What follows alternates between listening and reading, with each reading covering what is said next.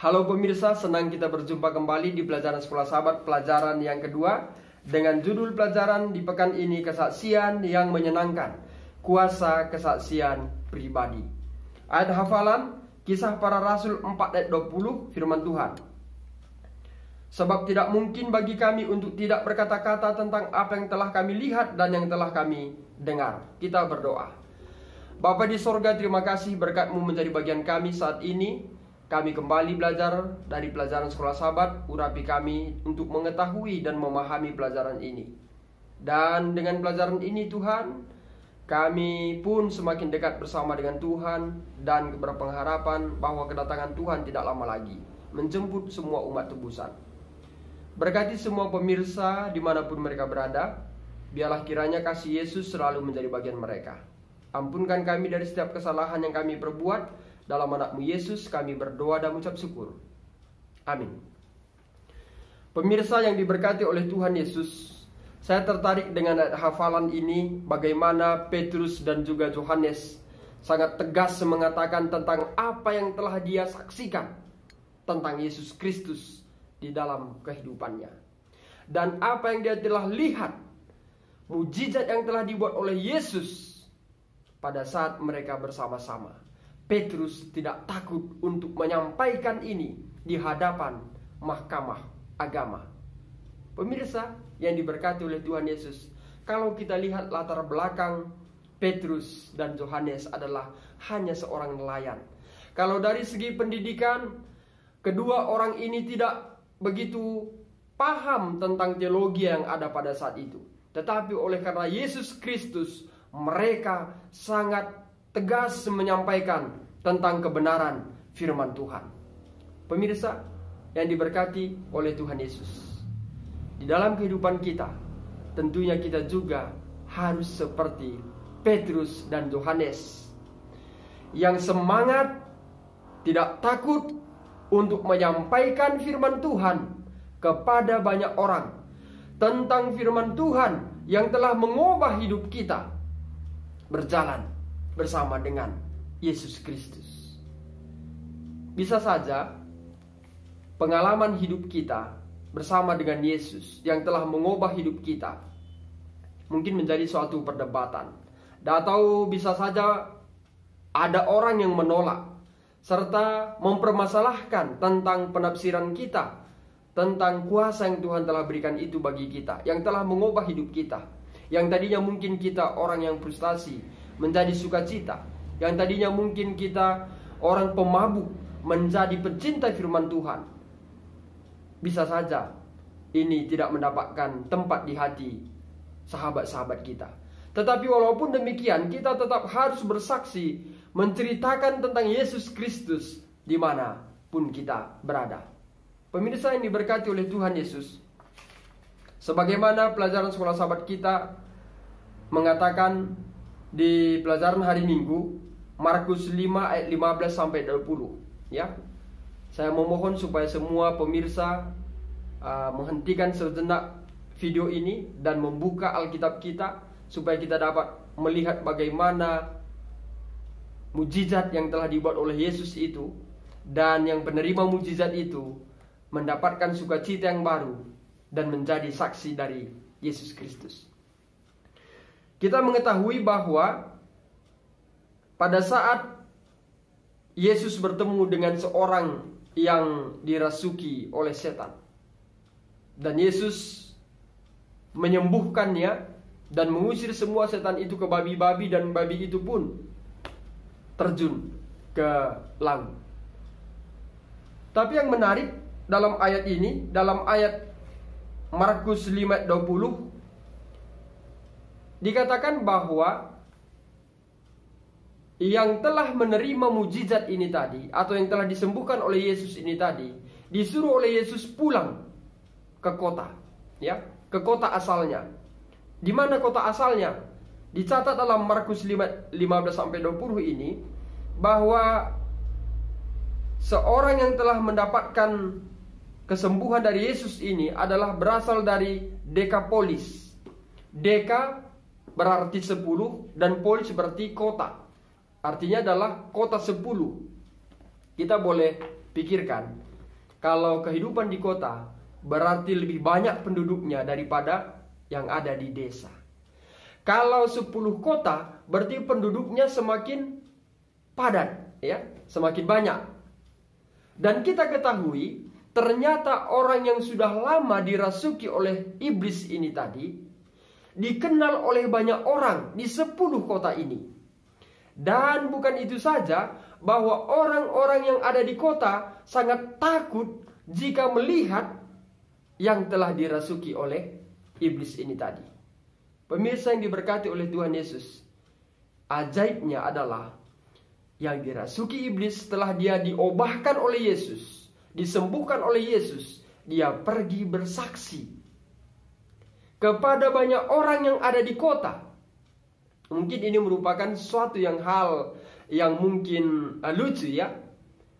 Tetapi inilah yang terjadi. Selama ini dia ditakuti, tapi sekarang dia bersaksi tentang Yesus Kristus. Mungkin saja dalam kesaksian oleh yang disembuhkan oleh Yesus ini tadi, mungkin menjadi suatu perbincangan hangat di kota, ya. Yang tadinya dia tidak pakai baju, berjalan-jalan dan ditakuti oleh banyak orang, tapi sekarang dia bersaksi. Apa yang disaksikannya? Yesus yang telah mengubah hidupnya. Pemirsa yang diberkati oleh Tuhan Yesus, apakah di tengah kehidupan kita berani bersaksi kepada Yesus yang selama ini mungkin kita pemabuk, yang selama ini mungkin kita pemarah, yang selama ini mungkin kita buruk di hadapan masyarakat? Saat kita menerima Yesus dan telah diubahkan oleh Yesus, apakah kita berani dan percaya untuk bersaksi tentang Yesus kepada banyak orang yang telah mengubahkan hidup kita? Satu kutipan pelajaran sekolah Sabat di hari Minggu mengatakan demikian. Inti dari Injil adalah mengembalikan manusia yang rusak karena dosa kepada keutuhan yang diciptakan Kristus untuk mereka.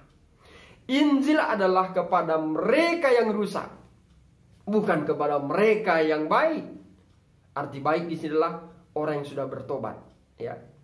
Tetapi kepada orang yang rusak.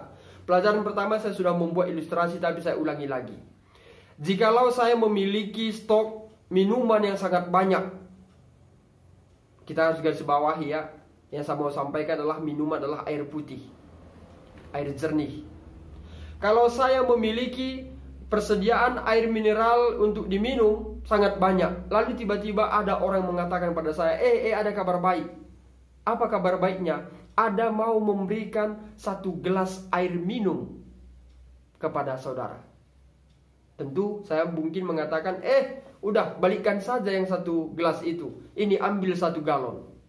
Kenapa? Karena air minum itu banyak di persediaan saya. Pemirsa yang diberkati oleh Tuhan Yesus, tapi sebaliknya. Jika saya tidak memiliki persediaan persediaan air minum saya sudah habis. Lalu tiba-tiba ada orang mengatakan, ada kabar baik. Kabar baiknya apa? Ada 1/4 gelas yang mau menawarkan air minum. Maka saya mengatakan, syukur, terima kasih, karena dapat melepaskan dahaga saya. Pemirsa yang diberkati oleh Tuhan Yesus, Injil juga diberikan kepada orang yang rusak. Arti rusak di sini adalah tidak mengenal kebenaran firman Tuhan. Bagi mereka yang sudah mengenal kebenaran firman Tuhan, Injil itu apakah tidak perlu lagi? Artinya tidak perlu, bukan berarti diabaikan, bukan. Karena Injil itu sudah ada pada dia. Jadi kalaupun ditambahkan lagi Injil, itu sudah menjadi gaya hidupnya. Jadi tidak perlu lagi ditawarkan. Itu maksudnya. Jadi Injil ini diberikan kepada manusia yang rusak karena dosa. Pemirsa yang diberkati oleh Tuhan Yesus, mungkin kita boleh berpikir sejenak, apakah saya orang yang telah dirusak oleh dosa? Apakah saya tidak membutuhkan Injil? Jikalau saya adalah orang yang sudah dirusak oleh dosa, maka saya butuh Injil, yaitu Yesus Kristus. Setelah saya memiliki Injil itu, maka saatnya juga saya bersaksi. Jangan tunggu lama-lama. Tetap fokus dan cepat. Seperti Maria Magdalena yang telah mendengar kabar bahwa Yesus telah bangkit. Dia lari. Firman Tuhan mengatakan dalam kitab Markus, Maria lari meninggalkan kuburan. Artinya cepat, ya.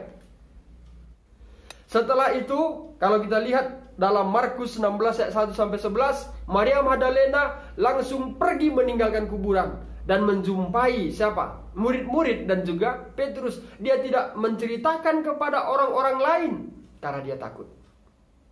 Pemirsa yang diberkati oleh Tuhan Yesus, murid-murid yang sudah bersama dengan Yesus berapa lama? 3,5 tahun. Melihat orang yang lumpuh disembuhkan, melihat orang yang mati dibangkitkan, melihat orang yang kerasukan dipulihkan, dan banyak mujizat. Orang yang buta dicelupkan matanya. Banyak mujizat yang telah disampaikan oleh Yesus. Dan bahkan Yesus juga sudah menyampaikan bahwa dia akan mati pada hari ketiga, dia akan bangkit. Pemirsa yang diberkati oleh Tuhan Yesus, kesaksian tentang Yesus yang dibawa oleh Maria Magdalena ditolak oleh murid-murid. Mereka tidak percaya. Boleh kita lihat dalam Markus 16 ayat yang ke-11. Dikatakan, tetapi ketika mereka mendengar bahwa Yesus hidup dan telah dilihat olehnya, mereka tidak percaya. Pemirsa diberkati oleh Tuhan Yesus.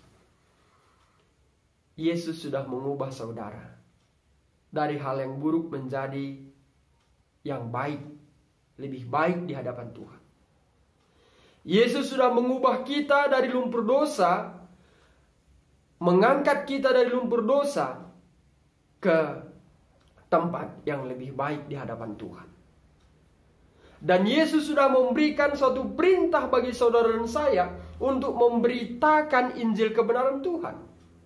Matius 28 ayat 19 dan 20, apa katanya? Pergilah, jadikanlah semua bangsa muridku, dan baptislah mereka atas nama Bapa, Anak, dan Roh Kudus. Pemirsa yang diberkati oleh Tuhan Yesus, apa yang telah disampaikan firman Tuhan itu kita lakukan. Kita sudah pergi memberitakan Injil. Kita sudah mengajar. Kita sudah membaptis atas nama Bapa, Anak, dan Roh Kudus. Tetapi banyak juga saat kita menyampaikan Injil dari Yesus Kristus, banyak orang menolak. Mungkin kita bisa jadi kesal. Mungkin kita bisa jadi undur dan tidak mau lagi menyampaikan Injil itu. Tetapi sebagai umat Tuhan yang telah dipanggil, yang telah diubahkan oleh Yesus Kristus, kita tetap bersaksi. Kalaupun orang yang kita sampaikan tidak percaya dengan apa yang kita telah lihat, saksikan, dan rasakan, biarlah Tuhan yang mendatangi dia secara pribadi. Setelah Yesus menampakkan diri, barulah murid-murid tercengang-cengang. Thomas tidak percaya bahwa Yesus sudah bangkit, walaupun Yesus sudah ada di hadapannya. Hal yang sama bisa terjadi saat kita bersaksi tentang Yesus Kristus. Banyak orang tidak percaya, walaupun sudah dilihat bagaimana Tuhan telah mengendalikan kehidupannya, tapi tetap dia tidak percaya. Berdoa, dan berdoalah kita kepada siapa? Tuhan. Pemirsa yang diberkati oleh Tuhan Yesus, selanjutnya pelajaran kita di hari Selasa mengatakan kehidupan yang diubahkan menurut perbedaan. Pemirsa, kita tahu bahwa setelah murid-murid menyampaikan Injil tentang Yesus Kristus, banyak orang bergabung dengan umat-umat Kristen. Dan dicatat bahwa baptisan ada 3.000 orang dibaptis pada hari Pentakosta. Dan ribuan lagi ditambahkan di gereja beberapa pekan kemudian. Kita boleh baca di dalam Kisah Para Rasul 2 dan Kisah Para Rasul pasal yang keempat. Pemirsa, banyak sekali yang bergabung dengan Yesus. Tapi kita juga harus tahu, saat banyak orang yang bergabung dengan Yesus, maka Saat itu juga ada orang yang tidak senang saat ada orang menerima Yesus sebagai juru selamatnya. Dicatat dalam Kisah Para Rasul bahwa di sana ada pemuka-pemuka agama. Bahwa ada pemuka agama yang tidak senang dengan banyaknya pengikut Yesus Kristus. Sehingga dikatakan dalam Kisah Para Rasul ini ada satu kutipan oleh Ellen G. White dalam Kebahagiaan Sejati halaman 88, demikian firman Tuhan. Begitu seseorang datang kepada Kristus, maka begitu cepat pulalah lahir di dalam hatinya satu kerinduan memberitahukan kepada orang lain betapa indah berkat persahabatan yang diperolehnya di dalam Yesus. Kebenaran yang menyelamatkan dan menyucikan tidak dapat dipendam di dalam hatinya. Selanjutnya kutipan Sekolah Sahabat mengatakan, perhatikan juga apa yang telah pemimpin agama katakan dalam ayat 16. Mereka secara terbuka mengakui realitas mujizat yang telah dilakukan. Orang yang disembuhkan itu berdiri tepat di hadapan mereka. Pemirsa, Yohanes dan juga Petrus menceritakan tentang Yesus itu, sebagaimana tadi kita sudah dahului di ayat hafalan, ya. Sebab tidak mungkin bagi kami untuk tidak berkata-kata tentang apa yang telah kami lihat. Dan pemuka agama, mahkamah agama mengetahui Simon Petrus inilah hanya seorang nelayan, tidak berpendidikan. Walaupun pemimpin agama pada saat itu tidak menerima apa yang telah disampaikan oleh Petrus, tapi dalam hatinya dia sudah mengetahui tentang apa? Kesaksian Yesus Kristus. Dia telah mengetahui tentang mujizat yang telah dibuat oleh Yesus Kristus. Walaupun pemuka agama pada saat itu membuat suatu rencana supaya Petrus dan juga Yohanes tidak lagi berbicara atas nama siapa? Yesus Kristus. Pemirsa yang diberkati oleh Tuhan Yesus, di dalam kita membawa firman Tuhan, kita bersaksi kepada banyak orang, jangan sampai pengalaman kita yang kita tinggikan, tetapi kita harus tetap mengangkat Yesus dalam kesaksian yang kita sampaikan.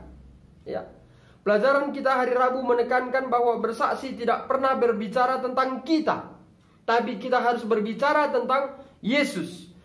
Itu selalu tentang Dia. Dia adalah Allah yang mengampuni kesalahan kita, menyembuhkan penyakit kita, memahkotai kita dengan kebaikan yang penuh kasih, dan memuaskan kita dengan hal-hal yang baik. Bersaksi sederhananya adalah membagikan pengalaman kita tentang anugerahnya yang luar biasa. Itu adalah kesaksian dari perjumpaan pribadi kita dengan Allah yang penuh anugerah yang menakjubkan ini.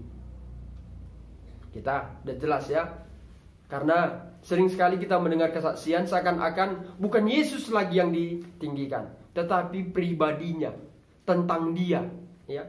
Pengalaman perjalanannya, tentang keberhasilannya, tentang prestasinya, bukan tentang Yesus Kristus, bukan tentang bagaimana Yesus mengubah hidupnya, bukan tentang bagaimana perjumpaannya dengan Yesus secara pribadi.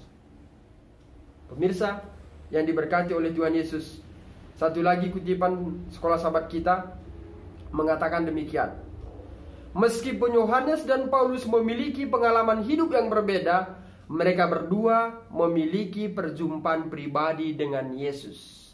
Petrus dan Yohanes memiliki latar belakang pengalaman yang berbeda, tapi mereka di hadapan pemuka agama hanya bercerita tentang siapa? Yesus. Petrus tidak menceritakan keahliannya menangkap ikan dan bagaimana dia dapat mengatasi jika datang badai. Tapi yang dia ceritakan adalah tentang Yesus Kristus. Pemirsa yang diberkati oleh Tuhan Yesus, pelajaran kita di hari Kamis, kuasa kesaksian pribadi.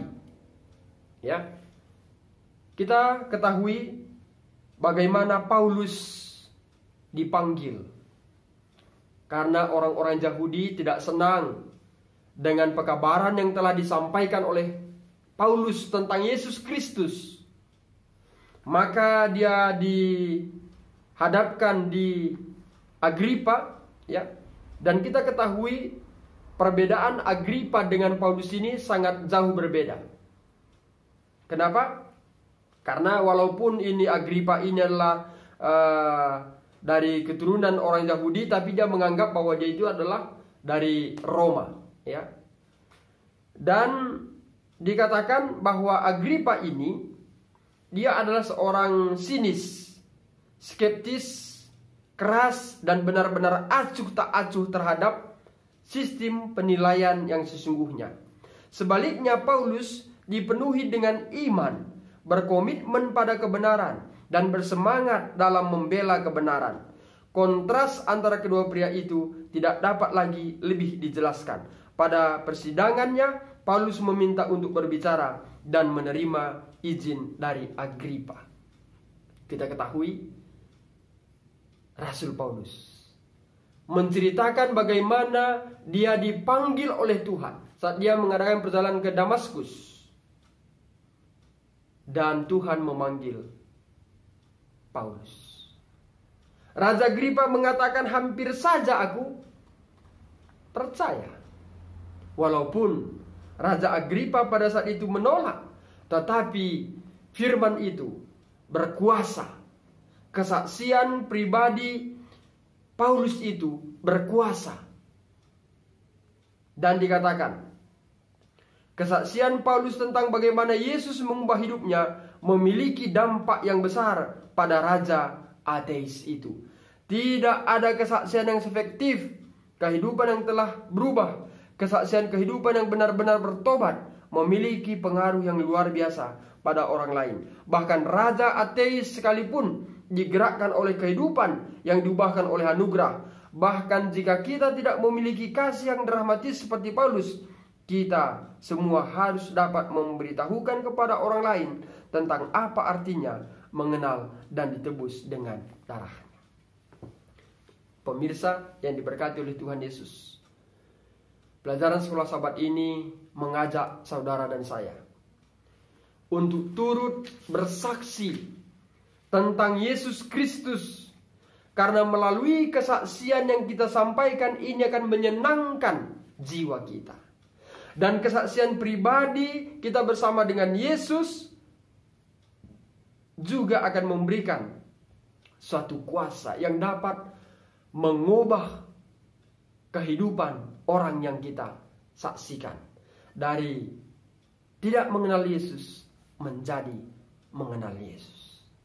Pemirsa yang diberkati oleh Tuhan Yesus, demikianlah pelajaran sekolah sahabat kita di pelajaran yang kedua ini. Semoga dengan pelajaran ini kita pun semakin giat untuk selalu bersaksi tentang Yesus, bukan tentang kita. Mari kita berdoa. Terima kasih Bapa di sorga, kami sudah belajar dari pelajaran sekolah sahabat, mengingatkan kami untuk turut mengambil bahagian di dalam memberitakan Injil. Kami bersaksi Tuhan, bagaimana Tuhan mengubah hidup kami untuk lebih selaras bersama dengan Tuhan. Terpujilah namamu Tuhan. Kami percaya saat kami bersaksi, Tuhan juga akan turut bekerja melalui kuasa Roh Kudus, menguatkan dan membawa jiwa-jiwa untuk datang kepada Tuhan. Terpujilah namamu Tuhan. Panggillah kami dan pakailah kami untuk menjadi saksimu. Dalam anakmu Yesus kami berdoa. Amin. Demikianlah pelajaran sekolah sahabat kita di pekan ini. Akhir kata saya sampaikan, Tuhan Yesus memberkati.